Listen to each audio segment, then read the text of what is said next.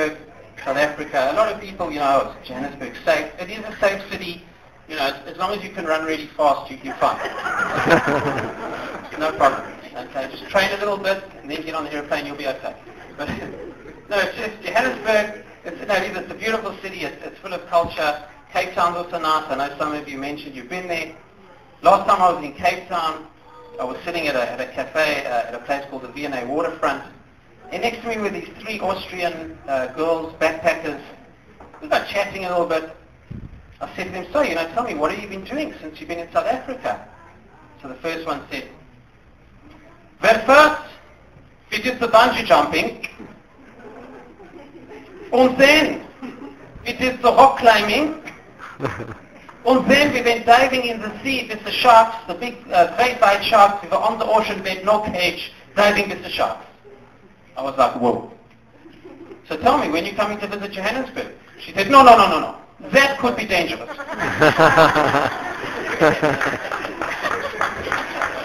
I'm not a good Jew. I don't go to shul much.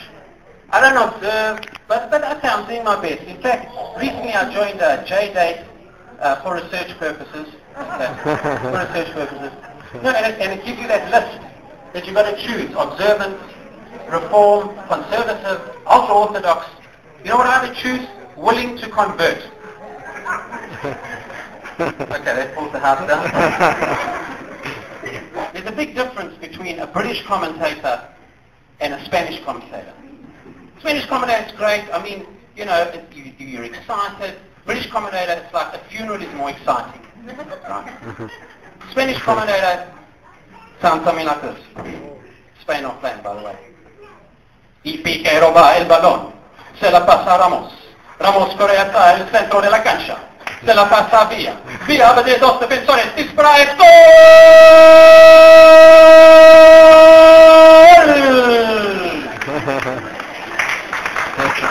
Gracias. Muchas gracias. British commentator, exact same scenario. And Piqué gets the ball. Passes to Ramos. Ramos makes it to midfield. Passes to Villa. Shoots. Scores. Goal. Anyone here from Ocean Beach? Ever lived in Ocean Beach? I love the different subcultures of San Diego. Like, for example, you go to a bar in Del Mar. The sign says, dress, smart casual. You go to a bar in Ocean Beach, it says, shoes recommended. It's like little Italy here. Little Italy, beautiful, lovely. I always think to myself, I wonder in Rome if they had like a little San Diego. Guys surfing the Amalfi Coast. Ciao. I met this Italian girl, lovely girl. So this is the story. She is a midwife. The father is running for mayor of their town, and the son owns a pizza store. Their family motto, we deliver. I recently bought a little Italian convertible car, Alfa Romeo, and I found out the hard way that the handbrake didn't work. I parked at the top of Torrey Pines. I got back, and it made its way all the way down to the Del Mar racetrack. Fortunately for me, it actually won race number 6. Came in 7 to 1, I won $1,000. Just enough to actually fix the handbrake. Would anyone go to the Del Mar Fair? Do you guys like the Del Mar Fair? So, ooh, who let the dogs out? Who? The dog, sorry, singular. No, I love the Del Mar Fair. It's awesome. Everything there is deep fried, like even the information brochures, you know. Yeah, it is. So, no, you've got to Del Mar Fair. The one thing that always gets me are the games, right? It's a ripple. It doesn't matter what you do, you're not going to win. But I was convinced I'm going to give it a go. So I paid the one guy $5. Very simple game. You just basically have to throw the ball. There's a board. At the bottom of the board there's a basket. Board into basket. No problem. I'm like, okay. You watch the guy do it. They always do it very well, right? Just, okay, this is how you do it, buddy. Head. I'm like, piece of cake. First ball I throw. Side. Okay. All right. I'm warming up. Next ball I throw. It bounces on the board, goes over right into another game. Thinking like, what's wrong here? So finally I get it right, go does again, I go, hits the top of the board into the basket. I'm jumping up, I'm like, yes, I won. I feel like I won $1 million. Well, in this economy, I'm like, all right, $50. And I say, and the guy says to me, sorry, it doesn't count. What do you mean it doesn't count? I got it in. He says, no, you hit the pencil. What are you bringing stationery into this for? Where's the pencil? No, you hit the pencil on top of the board, you've got to just get it in. I'm arguing with this guy for 15 minutes until finally I say to myself, Gary, how badly do you really need an inflatable electric guitar? Any New Yorkers here tonight? New Yorkers, where are you guys? The back. You walk your dog. No, New Yorkers are great. Like, they're very different temperaments, Californians and Southerners, right? This T-shirt still gets everyone. So this New Yorker walks in the one day, he's got a bit of a swagger. So he says to me, how much for the short?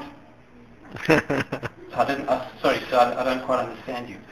How much for the short? I said, oh, this shirt is $20.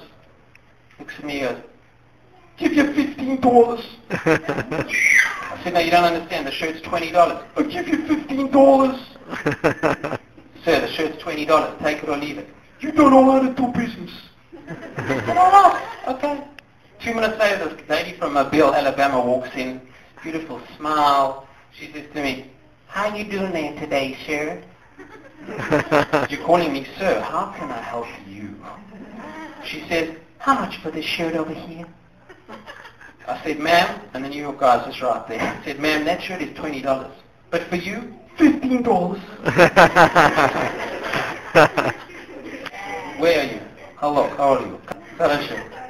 But Russians, I'm sorry to say, are paranoid. Paranoid. The walls come down at the Cold War's over. You guys can chill. Well, I know it's always chill there, but anyway. Like, chill. You know, the guy comes in the store. I said, hey, where are you from? He said, Los Angeles.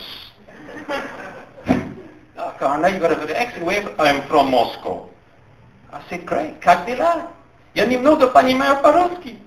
He says to me, you speak Russian. Why do you speak Russian? I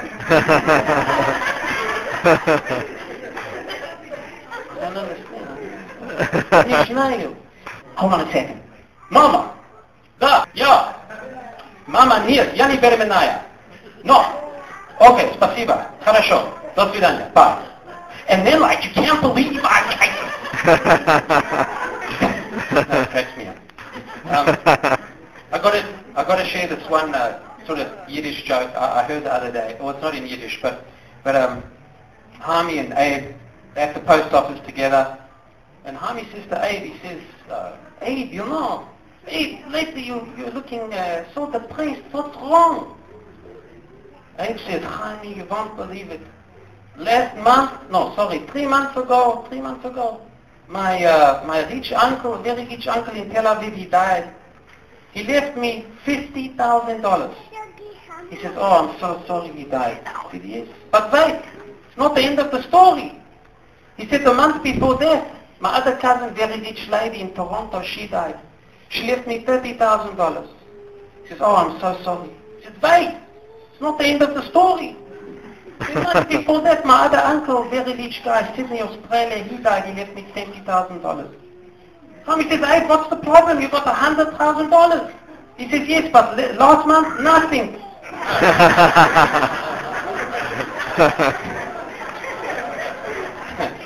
I'm going to tell you a story. I spent a year in the South African Army. Lovely institution. I highly recommend it. Beautiful experience. But the funny thing is, we actually, we were in a Jewish unit. It was the only time I've ever kept kosher. Sorry to admit that. But so anyway, we were in a Jewish unit in the Afrikaans army.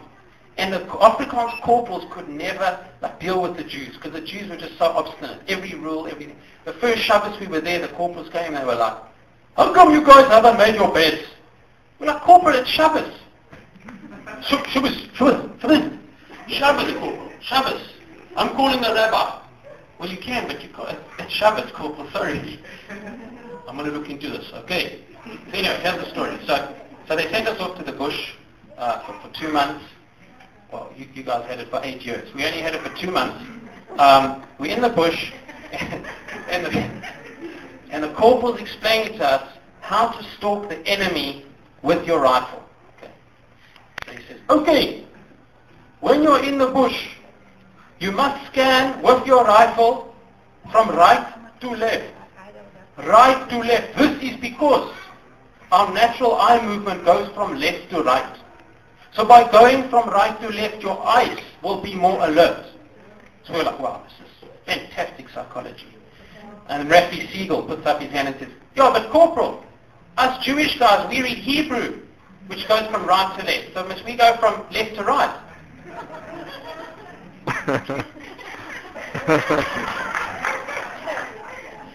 Yola.